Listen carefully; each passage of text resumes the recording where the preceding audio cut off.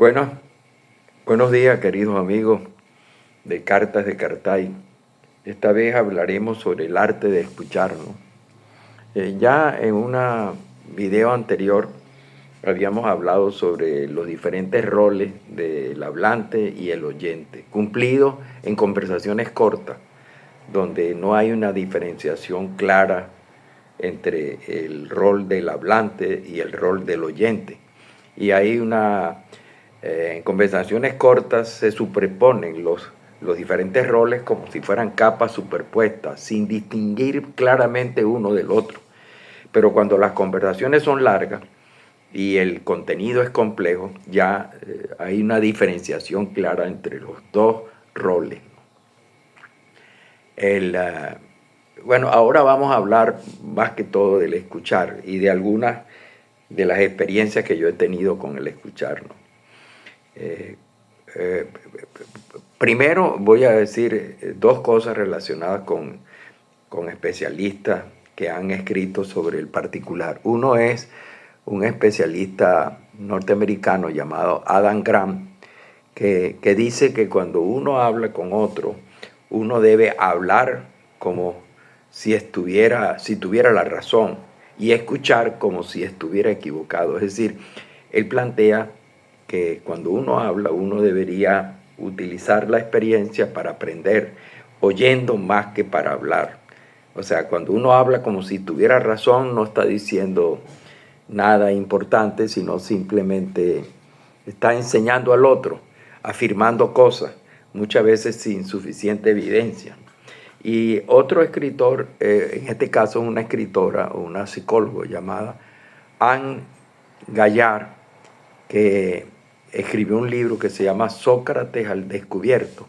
El primero escribió un libro llamado Pensar o Repensar, mientras que Anne Gallard escribió un libro llamado Sócrates el descubierto, donde ella dice que nosotros primero deberíamos aprender a escuchar para aprender, como uno de los pasos para aprender, y que además deberíamos no poner en duda todo lo que sabemos o todo lo que tenemos por entendido, porque necesitamos a lo largo de nuestra vida, necesitamos tener algunas referencias que son como el eje o la columna vertebral que guía en cierta manera nuestro camino en la vida.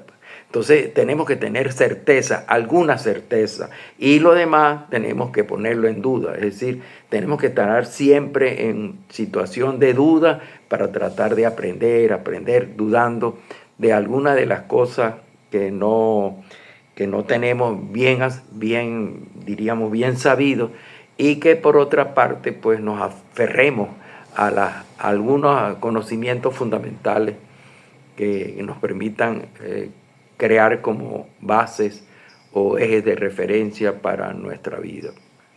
Ahora, yo lo que voy a hablar ahora de un poco de mi experiencia. Yo he vivido en varios sitios y bueno, he vivido en Venezuela, por supuesto, en Colombia, largas temporadas. Cuando digo largas temporadas en Colombia fueron 5 años. He vivido en Perú 3 años. He vivido en Ecuador 8 años. O sea, ¿qué quiere decir? Que en esas largas temporadas, pues yo he logrado pues establecer relaciones, contactos con la gente de esos países. Y me he dado cuenta que, por ejemplo, me doy cuenta que el ecuatoriano le encanta disfrazarse. Cada vez que hay un desfile, todos los ecuatorianos se disfrazan y son felices disfrazándose. Y uno va por los parques y los ve disfrazados y ellos no sienten pudor por sus disfraces, ¿no? O por andar disfrazados, no importa la edad. No, yo, por ejemplo, yo siento mucho pudor en disfrazarme. Yo tengo un sombrero muy bonito, que es un sombrero de paja toquilla, un sombrero muy reputado en el Ecuador, y no me lo pongo porque la gente me confunde con un norteamericano y no me gusta eso, no me gusta la exposición. Bueno, eso le importa poco.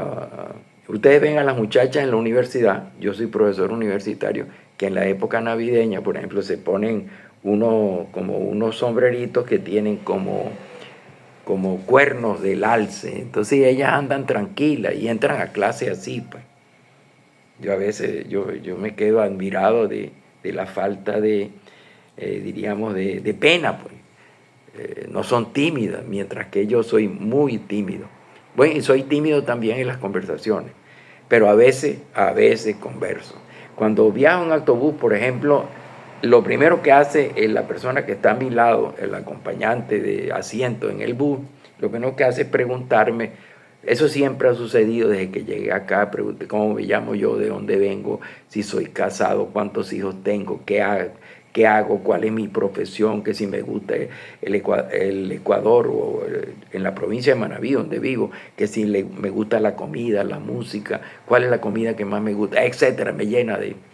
Y a veces, bueno, ya me acostumbré a responder, pero me he dado cuenta de que a veces como jugando, pues al revés, cuando me monto un autobús ahora, después de años de estar en Puerto Viejo, en la provincia de Manabí, pues lo primero que hago es cuando tengo un compañero al lado, le pregunto que cómo se llama, qué hace, si es casado, cuántos hijos tiene, cómo le va, que si le tiene... Y entonces empiezo a tocar temas a veces un poco escabrosos, como usted le tiene miedo a la muerte, usted tal cosa. Entonces, para saber, para aprender, aplicando ese principio de, de Agrán, que dice que nosotros deberíamos escuchar como si no supiéramos nada, es para aprender. El, el, incluso yo hace poco estuve leyendo, bueno, ya me acordaré, tengo la idea de una escritora que era muy curiosa, ¿no? Y permanentemente estaba preguntando y preguntando. Incluso, por ejemplo, una vez la llevaron a la cárcel y entonces ella aprovechó la ocasión para hablar con los policías para preguntarle qué ganaba, cuánto ganaba, que si estaba feliz con el oficio que tenía, que si había muchos problemas, cuando, etcétera, ¿no? Aprendía, permanentemente preguntando. Hablaba con un productor y preguntaba qué sembraba y por qué sembraba lo que sembraba, etcétera. Siempre interrogándolos para aprender. Y bueno, yo empecé a aplicar ese principio socrático, que es el principio de la interacción, o mejor dicho, ese método de interacción que es en el cual uno permanentemente está haciendo preguntas con el propósito de aumentar el conocimiento sobre las cosas, los procesos, los fenómenos, y entonces para ser, diríamos, consecuente con una de las características del ser humano, que es la curiosidad. Nosotros somos seres curiosos y sociables. En función de esas dos características, pues nosotros conversamos y oímos las conversaciones y nos interesa saber lo que el otro piensa, ¿no? Siempre debemos estar preguntando lo que el otro piensa. Entonces, yo, por ejemplo, he aprendido muchísimo así. Por ejemplo, y me he beneficiado de las cosas que los demás saben. Por ejemplo, el otro día yo viajé y al lado mío iba un señor que estaba jubilado, pero que había trabajado más de 35 años en una piladora de arroz. Entonces cuando él me dijo eso, yo empecé a preguntarle cómo funcionaba la piladora de arroz, los horarios, que si había problemas pulmonares, porque el arroz suelta unas capitas, etcétera. Entonces, bueno, de todo eso le pregunté y él me iba explicando y aprendí muchísimo sobre la piladora de arroz y ser obrero dentro de una piladora de arroz. Y así yo cada vez me aprendo mucho más del que habla. Me he dado cuenta que a veces callar es bueno y a veces oír es beneficioso. Y hablando de lo que decía, por ejemplo, Adam Grant, el psicólogo estadounidense, que él decía que una buena posición es aprender del otro cuando el otro sabe algo de un tema en particular. O sea, descubrir cuál es el tema en el cual el otro sabe o se apasiona y empezar a preguntar. Si usted está al lado de una persona que colecciona monedas, o sea, numismática, o de un apicultor, bueno, preguntarle cuáles son las clases de abejas que hay dentro de una colmena, qué es lo que hacen, cómo se hace la miel, cuáles son los subproductos de la actividad aparte de la miel, el propóleo, qué es el propóleo, cómo lo distingue uno, etc. O sea que uno aprende sobre todo aprende muchísimo sobre lo que los demás saben. Entonces, y así, bueno, y así, si me tocaba un cocinero, yo le preguntaba cuál era el plato que él le gustaba más preparar y que me explicara cómo se preparaba, etc. O sea, ¿cuál es la moraleja o cuál es el resultado final de esta, de esta conversación? De que escuchar es una actividad muy beneficiosa para nuestro aprendizaje. Si nosotros somos buenos oyentes, nosotros podemos aprender mucho, siempre y cuando hablemos con personas interesantes.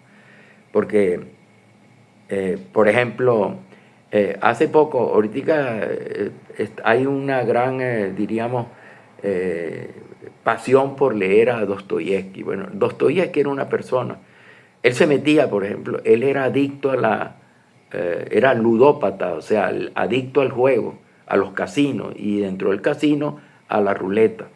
Bueno, él cuando se le acababa el dinero y ya no podía apostar más a la ruleta, empezaba a preguntarle a las personas que estaban al lado por qué jugaba, etcétera, etcétera. Empezaba a averiguar la vida de los demás. Y toda esa vida de los demás la utilizó para aprender para aprender diríamos, a componer los personajes protagonistas de sus novelas. Y entonces él aprendía mucho, por ejemplo, él estuvo preso durante 4 años en una cárcel siberiana junto con delincuentes comunes y otra gente, y entonces él aprovechó esa estancia muy larga y en un lugar tan apartado como en Siberia. Él aprovechó para aprender para profundizar en los problemas psicológicos que tenían los delincuentes que estaban en la misma cárcel de él. Por qué uno robaba, qué sentía cuando uno mataba, qué sentía cómo era la familia, etcétera, etcétera. Entonces él utilizaba esa información para crear los personajes que iban a jugar un papel muy importante en su novela. O sea que Fedor Dostoyevsky, el gran escritor ruso, autor de grandes novelas como Los hermanos Karamazov y Crimen y Castigo, pues Fedor Dostoyevsky utilizaba muchísimo la escucha para poder aprender diríamos, a caracterizar los personajes que luego él utilizaría en sus novelas. Entonces usted puede ser también como Dostoyevsky. Entonces le recomiendo que oiga y luego componga sus propias narraciones. Nos vemos entonces en la próxima Cartas de Cartay y que la pasen bien.